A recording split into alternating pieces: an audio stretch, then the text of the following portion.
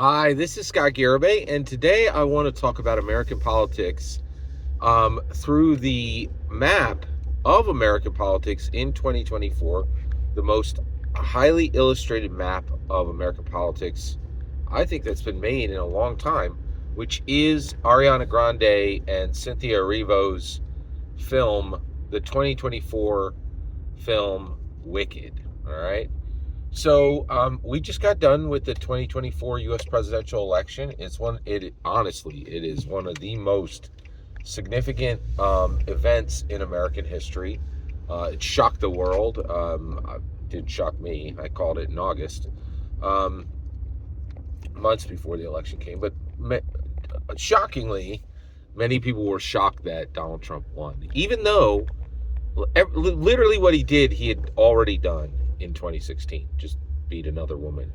There was nothing different. Like, he just virtually destroyed Kamala Harris, exactly like he virtually destroyed uh, Hillary Clinton, because they were essentially the same thing. An empty pantsuit, right? Like, a politician put in position to win without the skills needed to win.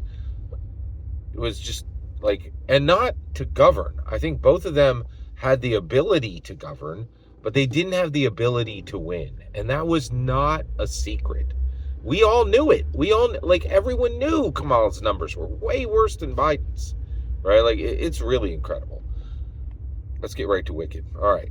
So, Wicked is pure political speech. I don't think the movie really functions as an entertainment element. I think it's primarily a current map of American politics. Now, why wouldn't you just put that in a book or on the news? Because truth is not allowed in books or on the news anymore.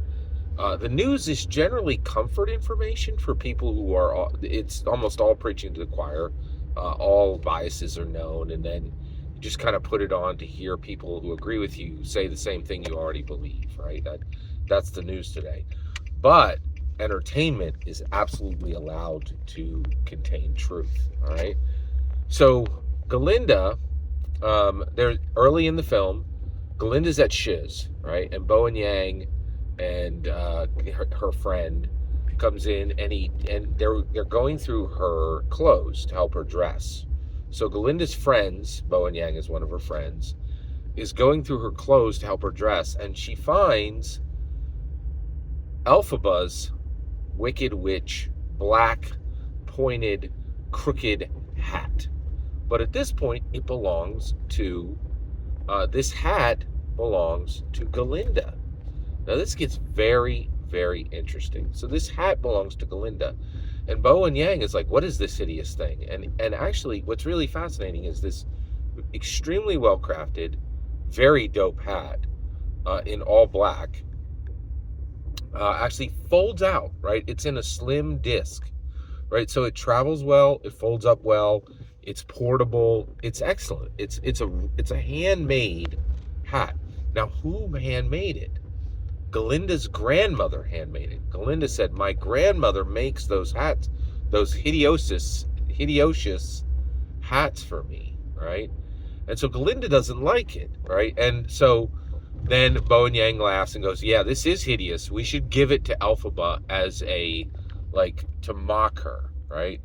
And Galinda's like, yeah, I'd love to mock Elphaba. She's green. Let's do it, yeah. So let's give her that hideous hat, and then she'll be even uglier than she already is, right? This is pretty wicked and horrible, right? The movie's called Wicked, right? I think it refers to Glinda.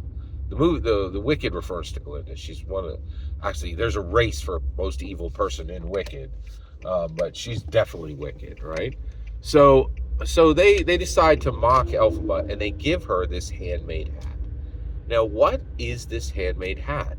What does it represent in American politics? The handmade hat in Wicked actually represents the working class Americans, okay?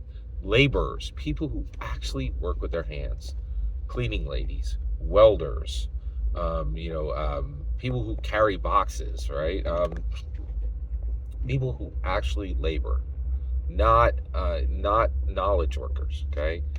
So what's happening is Glinda, who represents the Democrats, gives the working class to the Republicans because they're like, oh, we have all these rich donors now. We don't need these scrubby Teamsters, right?